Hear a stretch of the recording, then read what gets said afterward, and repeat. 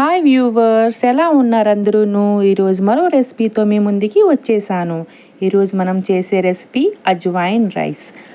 ఆరోగ్యానికి ఎంతో మేలు చేసే ఈ అజ్వాయిన్ రైస్ అదేనండి వామన్నం.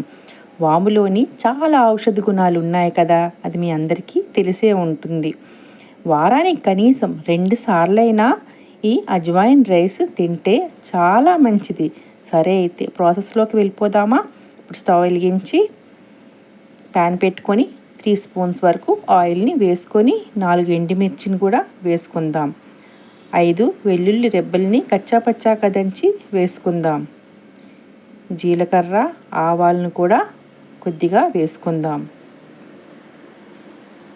ఒక 3 రెబ్బలు కరివేపాకును కూడా వేసుకుందాం. ఇదంతా బాగా ఫ్రై చేయాలి, సిమ్లో పెట్టుకొనే ఫ్రై చేయాలి. వెల్లుల్లి ఎక్కువగా మాడకూడదు. ఇప్పుడు మెయిన్ అజ్వాయిన్, అదేనండి వాము. 1 స్పూన్ వరకు తీసుకోవాలి.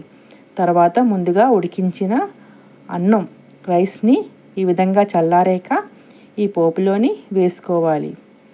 తర్వాత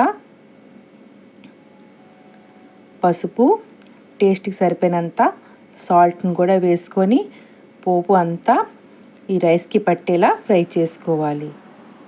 ఈ అజ్వాయిన్ రైస్ వలన కడుపుబ్బరం, అజీర్తి, గ్యాస్ సమస్య నుంచి చాలా ఉపశమనం చెందవచ్చు.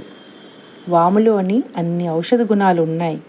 రక్తం గడ్డకట్టకుండా కూడా మనకి ప్రొటెక్ట్ చేస్తుంది. సో వాము అనేది అంత మంచిది మన ఆరోగ్యానికి.